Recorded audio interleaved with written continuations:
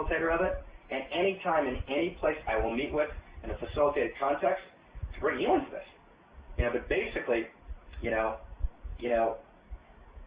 she wrote me a letter after the relationship was over, describing it as the most beautiful relationship, describing me as, and her to me and me to her as our really true love, which is completely the opposite of the description, and this is all polygraphed, right, in which it's re-remembered as this abusive, coercive, horrible story. And actually, I read once your story, which is this woman's, as it were, story on the web. I threw up. I literally don't know how I felt in one first person. Yeah. I literally went to the bathroom and threw up. I was so completely disgusted by the story. And I was also filled with rage. Rage because it felt like, and if I can borrow Dennis Prager's term, it felt like a form of name rape. Yeah. In other words, and at the time, I was too naive to think, well, what can I do about this? Right? What can I do? I got sick to my stomach. And I didn't remember that again, because it was 25 years ago then. I remembered it only like a year and a half ago, 2 years ago. I remembered, she wrote me a letter afterwards. And if you know the way polygraph works, you can't polygraph on something that's subjective. You have to polygraph on a fact. Yeah. Right? So thank God I was able to remember this fact, which was a letter with specific content, which is very polygraphable. And the polygraph, of course, completely supports the truth of what I'm saying.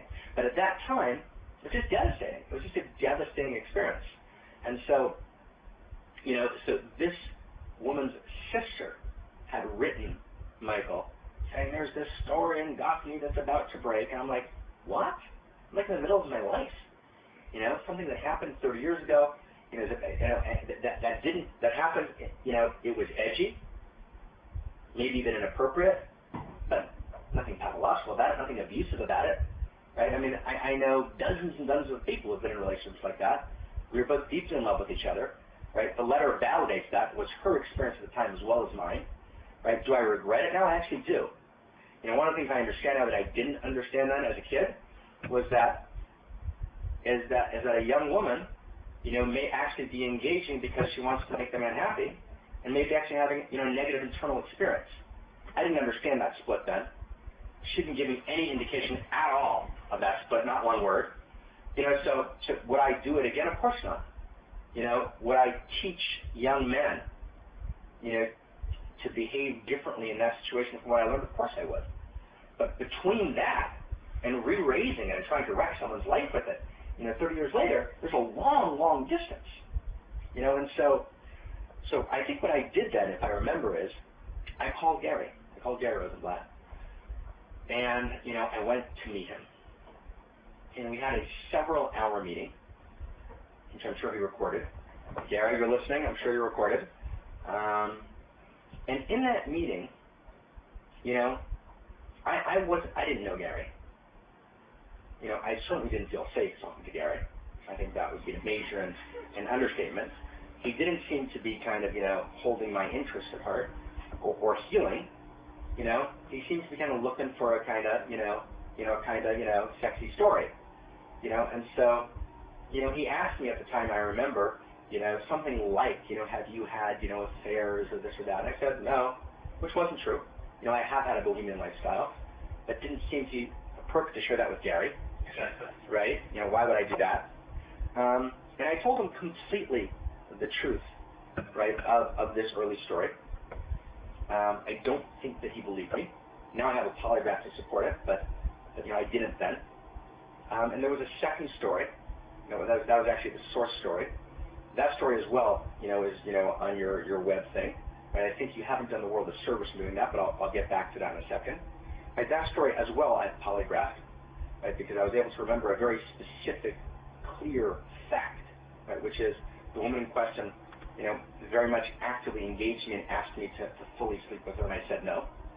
Now, that would be true. That's completely opposite of the story's description, right? And that's also validated by polygraph. Right? I feel in the second story, so the second story on the web as well, right, is completely distorted in tone and substance. It's also validated by polygraph, and I wasn't fully transparent with Gary, right, about what actually did transpire and how it played, and that was a mistake, and the reason that happened was very simple. When it first took place, immediately her advisor, brought her to this particular rabbi who, held less than my, ennobled self-interest, in mind. And I called a very close friend, again, no names here, who was, a significant figure, a woman in the community who still is. And I said, this is what actually happened. Very, very limited. It's gotten, within 2 days, blown up into, through the prism, of this rabbi. It became this kind of huge, archetypal, original sin story, which is just not what it was. The woman was strongly encouraged, to kind of, I was in my youth then, she was 16. She was strongly encouraged to kind of, blow the story up, right? I feel the story was a mistake, that any encounter with her at all was a mistake. I take responsibility for that mistake. But I didn't know how to do that when I was 24 because I was massively attacked, and it was blown so out of proportion it seemed there was no one to talk to who wanted to actually, okay, we made a mistake, let's heal this. It was a one-time mistake for like several minutes, right? Pathology would mean, well, let's do this for a year. Let's get 10 other people, right? Now, there's a very, very limited, right, mistake, but clearly it was a mistake. I own the mistake. And the advice that I received at the time, again, I'm not passing off my responsibility to the advice, but the advice I received very strongly from a very strong kind of older sister person was, she called the rabbi in question who was moving the story forward, and she called me back and said, listen, this man does not have your self-interest in mind at all. He's not interested in healing.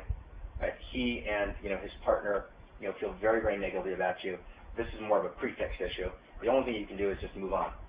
Just don't engage this, move on, which is what I did, and which I did consistently for 25 years. And so when a group of people went to support me, right, in a public letter, right, what I said to them, which was fully accurate, they haven't been in touch with me for a couple of years, and my guess is that we won't be in touch in the next several decades, right? But what I said to them is actually fully accurate, which is that, the stories on the web weren't true. One was completely not true. And the second story was fundamentally not true, but I didn't own that there was, any encounter at all, which I should have. Everything I say to you, now, I am subject to complete polygraph support. Every single word.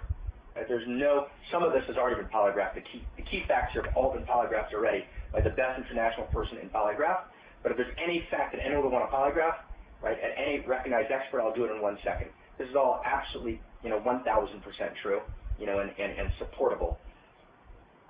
So as years went on, when I actually founded my organization in Israel, there were 2 board members, 2 women on my board, who I again consulted with about this issue, because it was re-raised, who advised me that I had done the only sensible thing I could do, given the fact that these women had now affiliated themselves with Vicky Pollan, right? And Vicky Pollan actually claims to be their therapist, right? So, to be with great, respect for everyone, but Vicky Pollan, right, who says she sacrificed and murdered babies on an Oprah 1989, right, and has made up, just this large series of things which seem to be, more than utterly fantastic. There's the large Jewish satanic cult, in the country, et cetera, et cetera, et cetera, is now saying that she's a therapist to these people.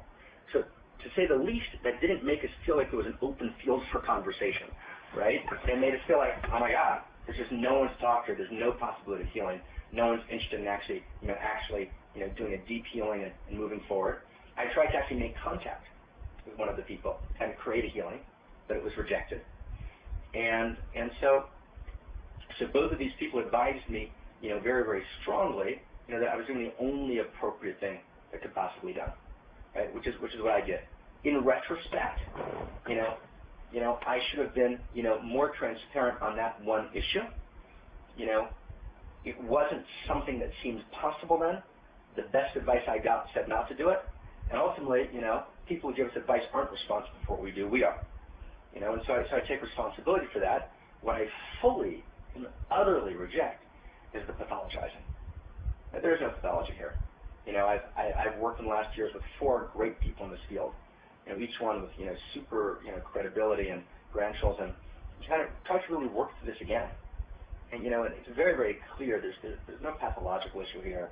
There's no demonization here that's appropriate. This should have been